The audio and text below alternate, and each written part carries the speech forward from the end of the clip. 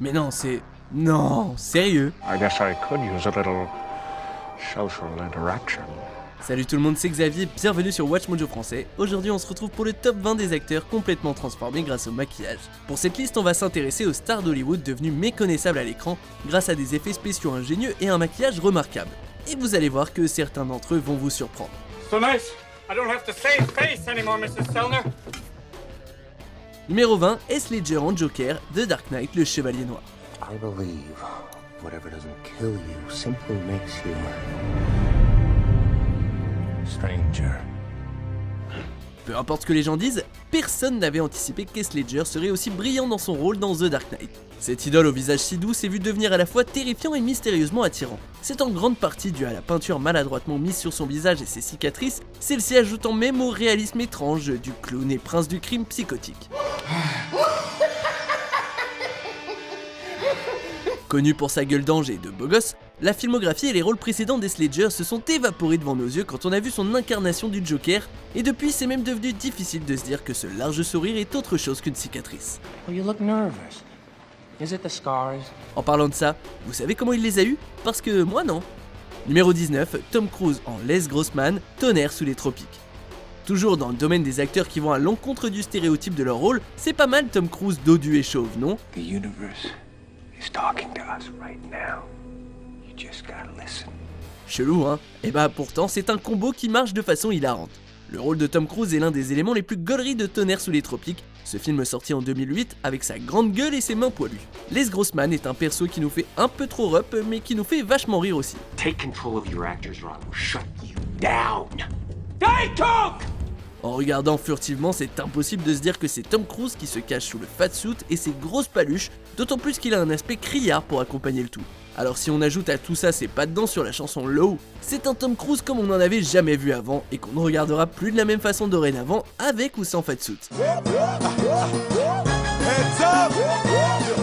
Numéro 18, Rebecca Romijn et Jennifer Lawrence en Mystique, Raven Darkholme, la franchise X-Men.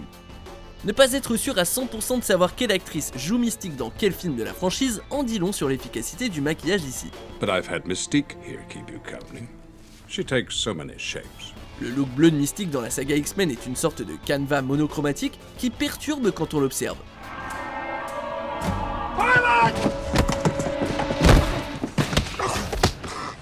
You know, people like you are the reason I was afraid to go to school as a child. Et c'est justement l'idée. Mystique est une changeuse de forme et comme l'indique le nom, le mystère et la furtivité sont son dada. Son apparence quasiment indescriptible fait presque d'elle un fantôme. Apparemment chacune des actrices passait dans les 8 heures à se faire maquiller pour ressembler à Mystique, mais ça en vaut la peine. How's that for a magic trick? Numéro 17, Jim Carrey en Grinch, le Grinch.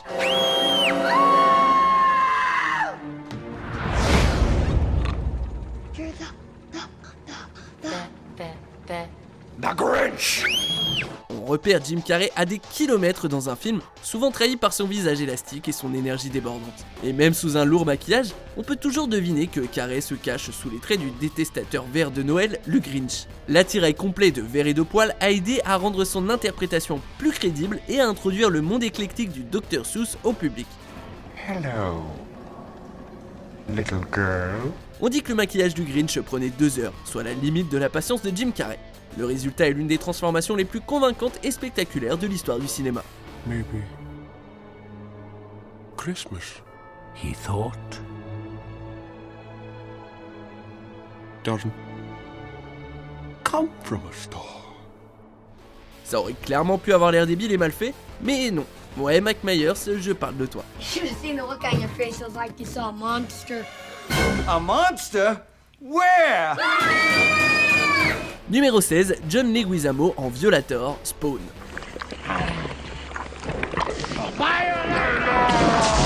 Fun fact pour vous, le clown hyper flippos dans Spawn, aka le Violator, bah c'est Sid dans la VO de l'âge de glace. Why? Doesn't anyone love me? Prenez une seconde pour intégrer l'info. Le portrait par John Leguizamo du clown venu des enfers est de loin l'un des meilleurs éléments de Spawn, sorti en 97, grâce entre autres à ses dents aiguisées comme des lames de rasoir et son apparence physique loufoque qui attire immédiatement toute l'attention quand il apparaît. I don't mind being short, fat, and ugly, but the pay sucks. À cause de la peinture bleue sur le visage, de la tête d'œuf et de ses terres renfrognées qu'il a tout le temps sur la tronche, c'est quasiment impossible de dire que c'est Leguizamo qui rôde sous la surface, même quand on sait que c'est lui. Et ça fait une raison de plus d'avoir peur des clowns. Come on, my barbecue friend. The one that keep that side-order potato salad waiting, now do it. Numéro 15, Idris Elba en Kral, Star Trek sans limite. Il y a toujours eu un sens du maquillage dans les Star Trek, ça vaut aussi pour le reboot de la franchise porté par Chris Pine. Et l'un des maquillages les plus réussis donc, c'est celui d'Idris Elba, qui prend les traits de Kral, l'antagoniste intimidant et sans repos de Star Trek sans limite. On ne distingue plus du tout Elba dans son maquillage de Kral, notamment grâce aux énormes crêtes osseuses qui s'étendent de l'avant à l'arrière de son crâne. D'ailleurs, les maquilleurs du film ont été nominés aux Oscars pour leur performance. Il y a des maquillages dans la franchise qui ne sont pas convaincants, mais Kral lui a une vraie tête de badass. Numéro 14, Helena Bonham Carter en Harry, la planète des singes. Ce remake a beau avoir divisé les opinions, s'il y a bien des choses qui ont fait l'unanimité, ce sont ces visuels impressionnants, dont les maquillages. Il y a une belle liste de superstars dans ce film. Tim Roth, Paul Giamatti, Michael Clarke Duncan, aucun d'entre eux n'est reconnaissable, et surtout pas Tim Roth. Oh, how sweet. You've wasted your time. Mais c'est Helena Bonham Carter qui gagne sa place ici, parce qu'on pourrait carrément parier de l'argent qu'il ne s'agit pas d'elle. Genre, franchement, regardez son nez. Ses traits faciaux sont complètement dissimulés sous le maquillage du singe, même en gros plan. Le film a été nominé à plusieurs reprises pour son maquillage et ses costumes, ce qui est amplement mérité. Numéro 13, Robert Englund en Freddy Krueger, Les Griffes de la Nuit. Souvent cité parmi les meilleures franchises de films d'horreur de tous les temps, le moteur de son succès et surtout son impact dans la culture pop, c'est son méchant, j'ai nommé Freddy Krueger. Please, God. This is God. Ce taré qui hante les rêves a comme signe distinctif un pull emblématique, un feutre sur la tête, un gant doté de griffes et, bien sûr, un visage brûlé et défiguré.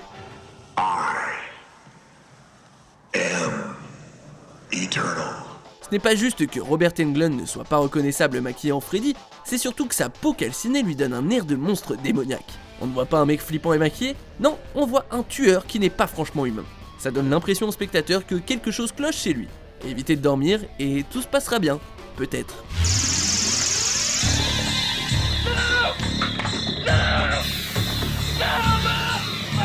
Numéro 12, Bill Skarsgård en Gripsou, la franchise Ça. Hello, Ricky. D'une légende de l'horreur à une autre. Prendre le rôle de Gripsou le clown dansant a valu à Bill Skarsgård des louanges des critiques. Sa performance terrifiante est une chose, mais le maquillage étrange, déconcertant de clown, ça lui fait franchir un palier. Time to float. Si on parle de Skarsgård à quelqu'un, l'un des adjectifs utilisés sera sûrement « BG le type ». Mais alors grimé en Gripsou, sa peau craquelée, ses sourcils voûtés, sa grosse tête et ses dents aiguisées, ses airs de joli garçon laissent place à quelque chose d'horrible. Le look de Gripsou permet aussi à Skarsgård de passer d'amical à effrayant en un battement de cils. I know your secret, your dirty little secret. Numéro 11, Christian Bale en Dick Cheney, Vice. Ça serait un peu facile de dire que tout ce maquillage n'a fait que donner du poids à Bale. Mais combiné à toutes les nuances convaincantes de Cheney qu'il a ajouté au personnage, ainsi qu'avec le poids qu'il a lui-même gagné, le fatsuit et les prothèses ont en fait un énorme impact sur la crédibilité du rôle. CEO of a large company.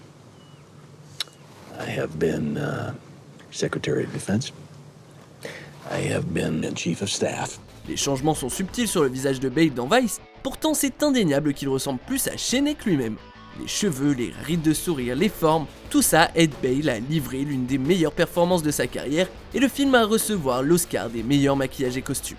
So, don't you care what the American people think? No, I think you cannot be blown off course. Numéro 10, Emma Thompson en Nanny McPhee, la franchise Nanny McPhee. Good evening, Mr. Brown. I am Nanny McPhee. Côtoyant Mary Poppins au sommet des nounous, l'apparition de Nanny McPhee s'est forgé sa légende dans le monde du cinéma, glorieuse telle son poireau. La belle Emma Thompson est méconnaissable dans ce rôle de nounou sévère, arborant une dent de devant un peu trop longue, un nez bulbeux, une peau marbrée, un monosourcil et deux gros grains de beauté poilus. It is rude to stare. En vrai, le nez tout seul suffit à masquer l'apparence de Thompson. Bien sûr, au fil du film, elle délaisse certains de ses traits faciaux, mais quand même, c'est une franche réussite en matière de personnification de nounou en rogne.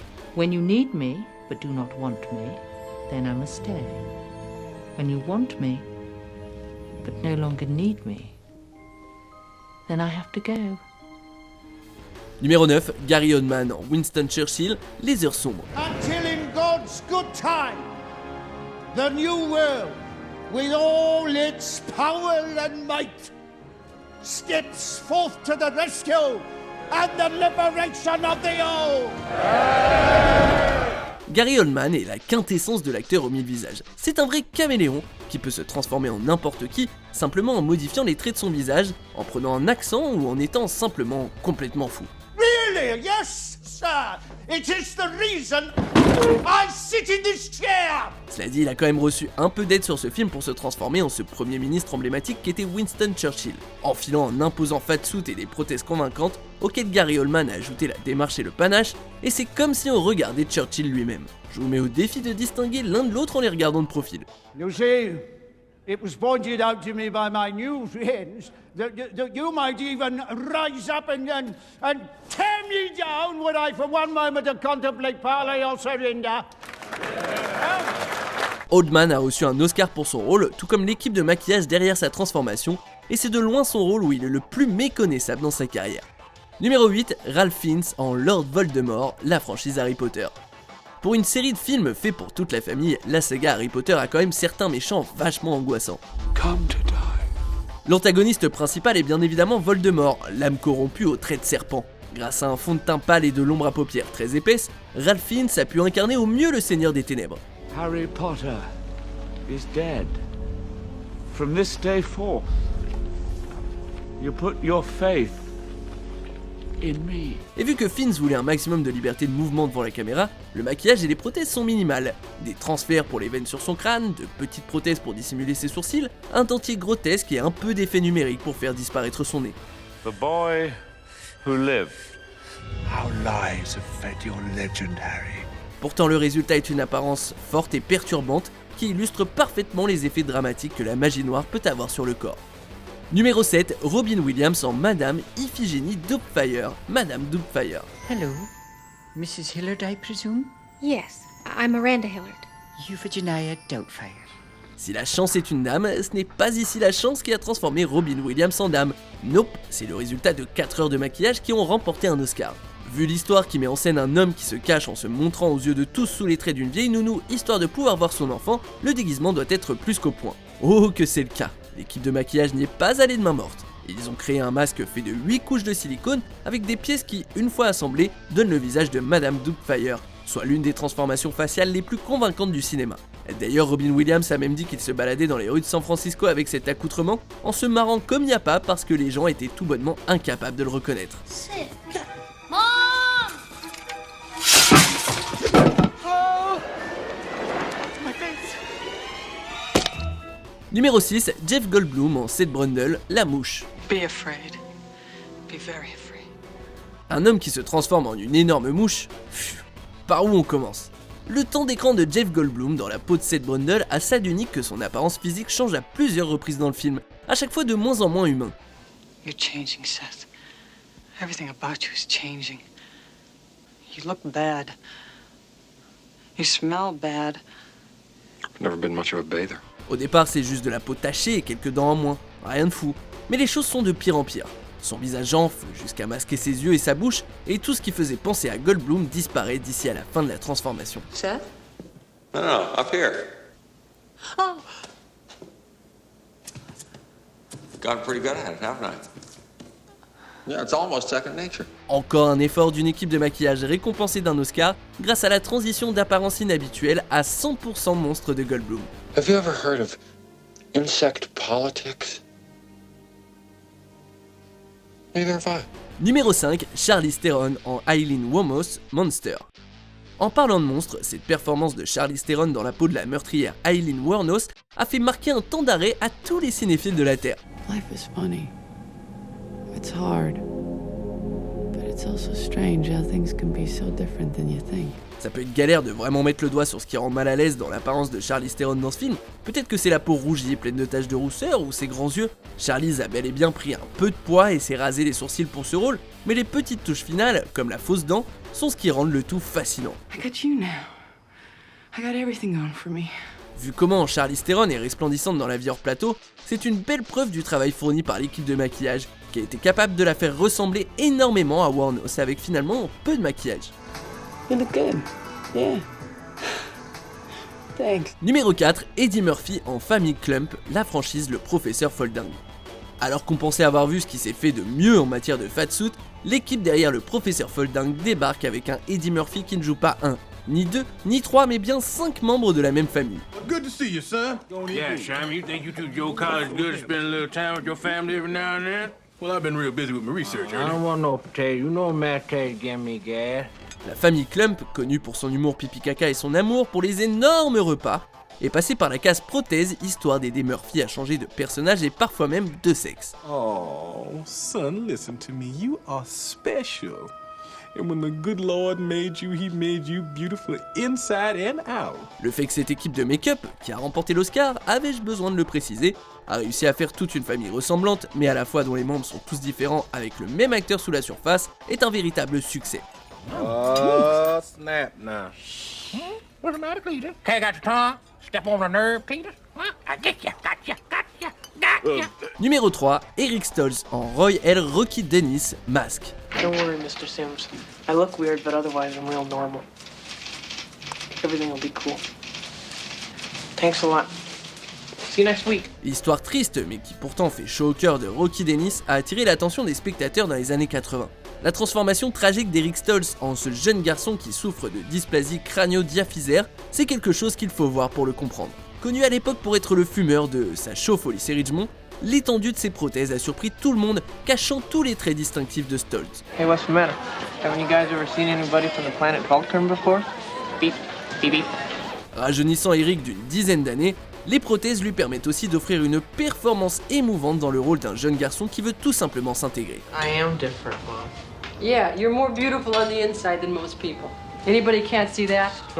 Right. Spoken like the true son of a red-headed woman. Numéro 2, John Hurt en John Merrick, Elephant Man.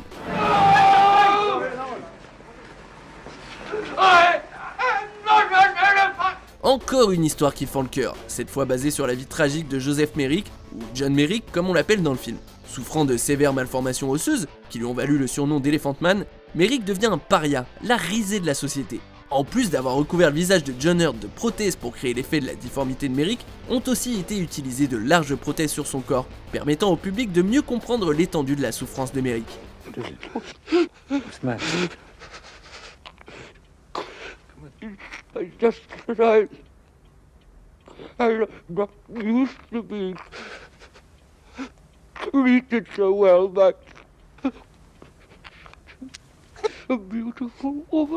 C'est pas évident de savoir si on est impressionné ou profondément attristé quand on regarde le portrait de Merrick par John Hurt. I am not an animal!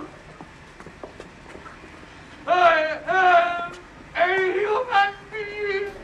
Eh franchement cette liste elle vous fait pas aimer la magie du cinéma un peu? En fait les effets numériques c'est cool, mais un maquillage efficace ça fait toute la diff. Ok, regardons un peu ces mentions honorables et méconnaissables avant de découvrir quel acteur a connu la transformation la plus spectaculaire grâce au maquillage. Oh, I know what you're asking me.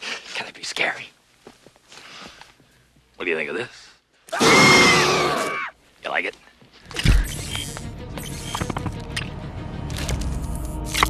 Nebula, please.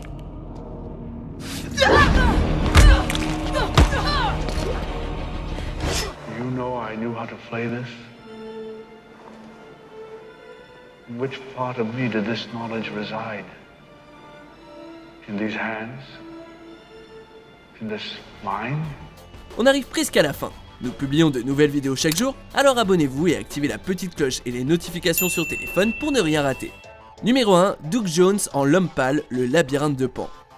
Le labyrinthe de Pan est un film franchement chelou, rempli de monstres fictifs et de monstres pas si fictifs que ça. Mais de loin le méchant qui fout le plus de frissons, c'est l'homme pâle mangeur d'enfants. Joué par Doug Jones, l'homme pâle de forme irrégulière est couvert de la tête aux pieds d'une peau tombante et a des yeux au niveau des paumes de main. D'ailleurs Doug Jones devait regarder par les narines du monstre pour s'y retrouver.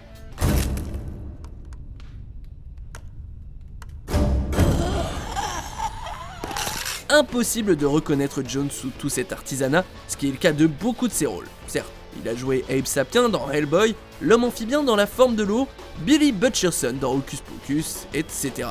Le gars est une usine à personnages maquillés. Vous êtes d'accord avec notre sélection ? Dites-le moi en commentaire et checkez cette autre super vidéo de Watch Mojo français.